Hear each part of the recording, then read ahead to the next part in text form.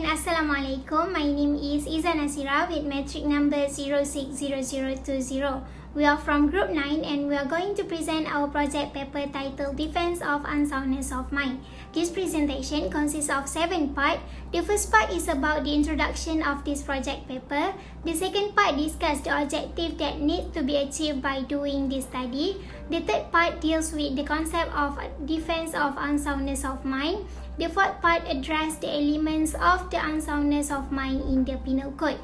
The fifth part discusses the application of the defense of unsoundness of mind in Malaysian cases. Under this part, the authors focus on recent Malaysian cases that use unsoundness of mind as a plea in court. The sixth part provides the author's discussion or recommendations regarding the defense of unsoundness of mind. Lastly, the conclusion that can be made from the study conducted.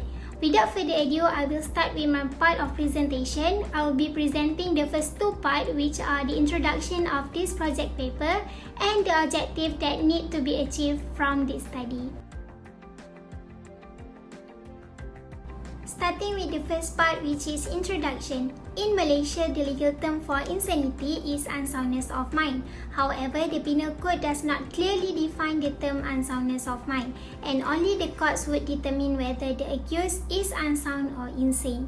The term unsoundness of mind has been interpreted as the person who has a long-term mental disorder that cause him to imagine and believe things that a reasonable person would not. By reason of unsoundness of mind, a person who commits an offence is not guilty. This is because an insane person does not have the mentality to commit a crime, because he does not understand or know what he is doing. Or even if he know what he was doing, he did not know that his actions were wrong, or he did not know the effect and result of his action were against the law. The defense of unsoundness of mind is usually raised by a person who claims that he was not in the right state of mind when he committed the offence. The Malaysian Penal Code recognizes unsoundness of mind as a defense to any criminal offence that, if successful, will result in the accused's acquittal on the grounds of unsoundness of mind. However, it is hard to prove legal insanity and even harder to use it as a defense, because suffering from a mental disorder only is not sufficient to prove insanity. This study sets out to have a better understanding of the term unsoundness of mind and the defense codified under the Penal Code with several objectives that need to be achieved. Moving on to the objective of this study. The first one is to study about the defense of unsoundness of mind. Next, to discuss the elements of unsoundness of mind in the Penal Code. Last but not least, to analyze the application of the defense of unsoundness of mind in Malaysian cases. Next, I will pass to the next presenter, Nur Iklima Al-Makwa, for further explanation. Hi and Assalamualaikum to Madam Atia. My name is Nur Iklima Al-Makwa binti Yusof. My metric number is 059104. So for today, I will continue presenting the concept of the defense of unsoundness of mind. Malaysian provisions on insanity were propounded in the English House of Lords case of Emnaton 1843. The principles laid in the rules of Emnaton after the judges articulated their reasons for using insanity as a defense, resulting in the Emnaton guidelines. The rules were that everyone is presumed to be sane, and that to rebut this presumption, the accused must show all of these elements, which are, on the balance of probabilities, when the offence occurred, they suffered from such a defect of reason caused by a disease of mind, and that either did not know the nature and quality of the action, or that they did not know that when they were doing was wrong in law and illegal. The unconscious means that the defendant had no idea what they were doing. Meanwhile, in the provision of Section 84 of the Penal Code, where the defense of unsound mind elements must be proved by the accused to be entitled to the defense. An accused will be acquitted if at the time of committing the act, due to his unsoundness of mind, he is not capable of knowing the nature of the act he was doing. And even though he knew the nature of the fact he was doing, he did not know what he was doing was either wrong or contrary to law.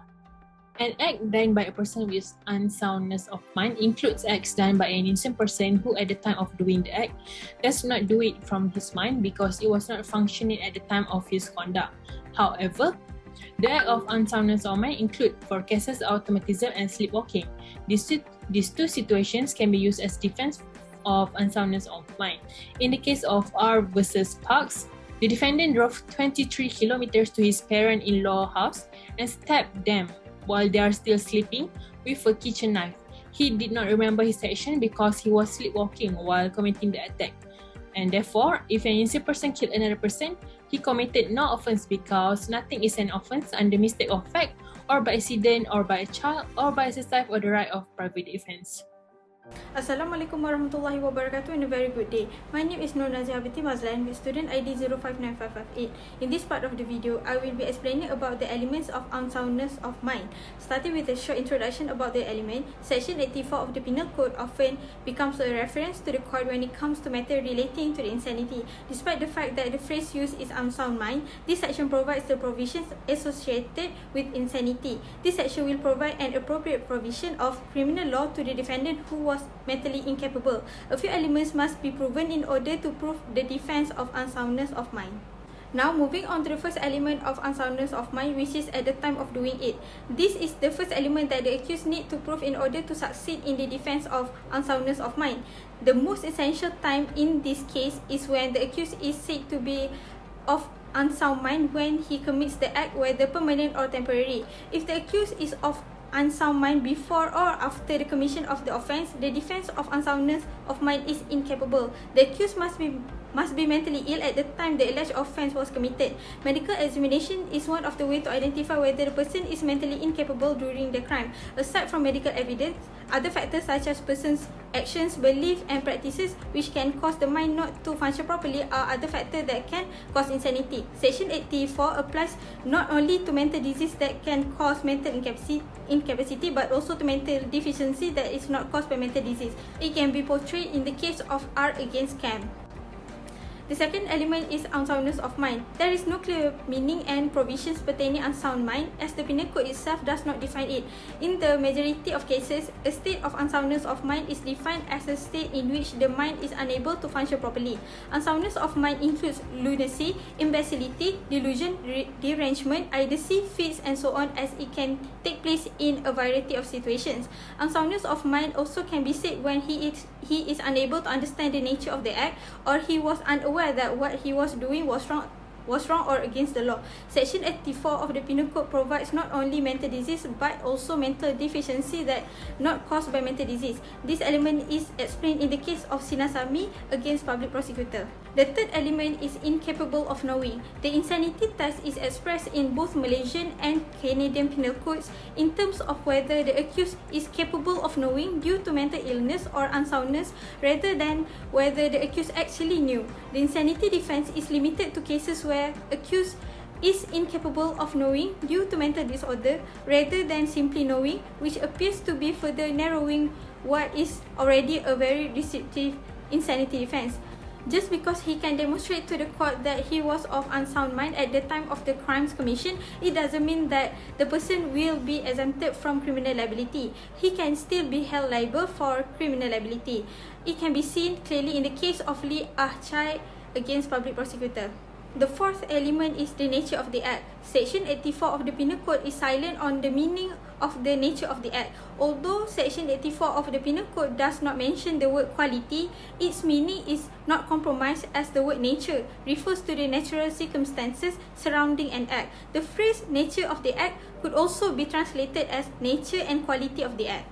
The last element is wrong or contrary to law. In Malaysian Penal Code, the expression used is wrong or contrary to law. Section 84 of the Malaysian Penal Code states that a person is incapable of knowing that he is doing what is either wrong or contrary to law. This section also interprets the word wrong as moral wrong, and the phrase contrary to law refers to legal wrong. In the case of Gurun Ali and Emperor, the appellant followed the teachings of a devotionist founded by Wan Kuar Ali, who is the guru, and he was instructed to bring villagers' head to the guru. He beheaded one of the villagers and his daughter and did nothing to hide the crime. The court agreed that he was unsound and used the conjunctive approach to determine his mental state. He was successful in raising the defense of insanity because he was able to demonstrate to the court that he had no idea what he was doing was wrong because he believed his act was religious in nature. So that is all from me. Thank you. Hi Hi, my name is Fatimah Rima binti Rosli, 061231. Now, you may wonder, how does the defense of unsoundness of mind is applied under the Malaysian cases? As we all know, many cases have been reported to use the defense of unsoundness of mind, including cases that is not succeeded in raising the defense. It is not successful because the accused is kind of unconvincing and does not meet the elements of someone who does not have a sane mind. Not only that, but the court also took into account the facts and evidence from the accused and witnesses. In order to succeed under the defense, one of the pieces of evidence is to submit a report of the accused psychiatric condition. According to Section 399 of the Criminal Procedure Code, regarding the reports of certain persons, any document purporting to be a report under the hand of any of other persons mentioned in subsection 2, which is the officers of the Institute for Medical Research, government medical officers, chemists in the employment of any government in Malaysia or of the government of Singapore, any person appointed by the Minister by notification in the Gazette to be a document examiner, inspector of weights and measures appointed as such under any written law relating to weights and measures in force in Malaysia, and any person or class of persons to whom the Minister by notification in the Gazette declares that the provisions of this section shall apply. Let's refer to the case of public prosecutor against Jaga Jason anak lelaki Krishnan. In this case, the accused was arrested and tried under the offence of murdering the deceased at Bazar, Jualan Murah, Jalan Penang. After receiving reports from the witness, the accused came to the police to turn himself in. Reports found that there were 20 traces of compression wounds on the entire limb of the victim. The post-mortem report said that the cause of the death was from the act of the accused, which had proven that the accused was the murderer. Before giving a judgment under murder cases, it must first be determined that whether the accused has fulfilled all the elements of the murder. Among them are mens rea, actus reus, and the victim's death must be the result of the accused's actions. In this case, the first and third elements have indeed been proven, where the murder has already occurred with the proof of the victim's death due to the accused's action. However, mens rea could not be proven because the accused raised a defense that he was unsound when he killed the victim. He claimed that he has a bipolar disorder, and after the observation from the court and research from his doctor before, there was a psychiatric report found dated 26 April 2012 and another psychiatric report dated 25 July 2015. Based on the hospital medical record, the accused was prescribed medication in olanzapine and lithium carbonate, but he had gone off his medication for long periods, which had an adverse effect on him, relapsing into bipolar mood disorder. Successfully collect all the evidence and report based on the defense of the accused, it can be proven that he did have a bipolar disorder, and at the time of the incident, he do not have a sound mind. Hence, on 25 of January 2019, the court discharged the accused of the offence as charged. However, according to Section 348 Clause 1 of the Act 593, the court ordered the accused to be kept in custody of the prison in Penang pending the order of the Tuan Yang Terutama Yang Dipertua Negeri Pulau Pinang under Section 348 Clause 2 of the same code. Similar with the case of public prosecutor against Q Buko, where the court rejected the defense of the accused on the ground of unsoundness of mind. In this case, Q Bupo, which is the accused, went to his friend's house, Yap Kim Seong, on 15 August 2016 at Taman Cheras. Yap at the time had a muscular dystrophy and needed a wheelchair to move. Yap called the accused to go to his house to help him. 3 days later, the victim, which is also their friend, came to the same house at around 12:39 a.m. The three of them, Yap, the victim, and the accused, were using suspected equipment as drug sucking that night, according to the closed-circuit recording. The accused then abruptly pulled out a semi-automatic weapon from a tiny cabinet in the house living room and handed it to Yap. Yap was seen gripping the weapon awkwardly and looked unable to handle it. on his own due to his physical condition. When the accused tried to help, a gunshot was fired, pointing to the floor.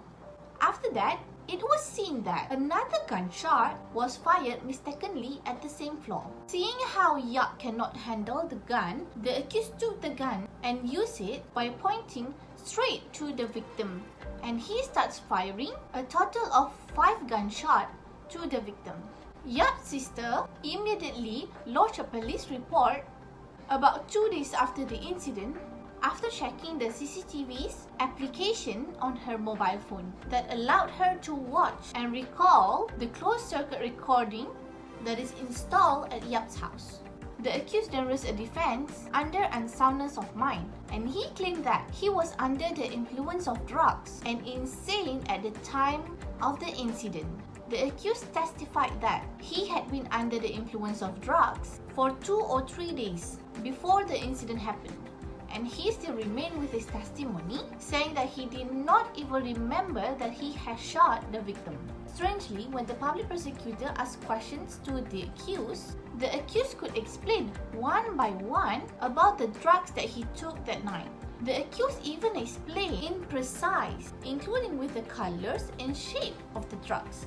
Thus, the court made an inference whereby, if such a small drug can be recalled by the accused, why can a shooting incident that is more prominent in scope from the night cannot be recognized by the accused?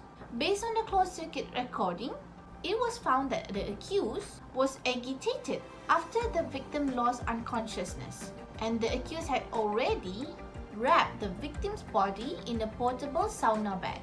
It has been proven that the accused was in a sane state of mind when the incident happened. The court ruled that the accused was convicted under Section 302 of Penal Code, where whoever commits murder shall be punished with death. The accused was sentenced to be hanged by neck to death as provided by the law. Assalamualaikum, I am Nur binti Qadir and my matrix number is 05936. For this presentation, I'll be explaining on the discussion part and also the conclusion part. For the purpose of the discussion, my points will be revolving around relevancy of the applicability of the defense of unsoundness of mind. Generally, the defense of unsoundness of mind is one of the defense available in criminal law in Malaysia as provided in the Penal Code through Section 84, where it is stated that someone who has no knowledge of the unlawfulness and wrongness of the action during the commencing of the offense will be of no offense. Whereby this principle derived from the adoption of the English law, where it has been first developed through the case of R. and McNaughton. In regards to the relevancy of the condition of unsoundness of mind being made as one of the defense of under criminal law in Malaysia, it is clearly would be unlawful for someone who has no control and contribution over the offense committed to be imposed criminal liability on them.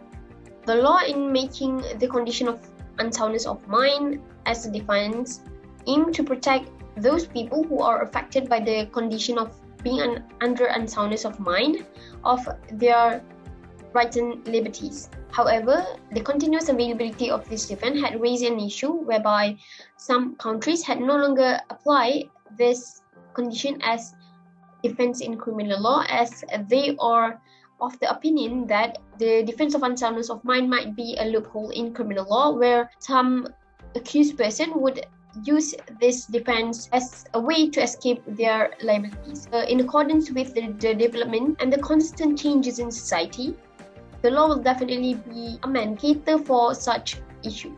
Moving on to the conclusion section, to conclude our presentation today, it is clear that the condition of being of unsoundness of mind may be used as a defense in uplifting the criminal liability in Malaysia, whereby it seeks to protect those whose actions done are not something of their control. The law seeks to protect these people of their rights and liberties through the availability of this defense in criminal law, as they are also entitled to the rights and liberties as other people is, though we are not experiencing what they had to go through to make use of this defense. Considering the coverage of the law in regards to the matter of being unsoundness of mind, it can be seen that development and reformation is very much needed upon assessing the inadequacy of the law which is already applicable in regards to this matter. That is all from us. Thank you very much.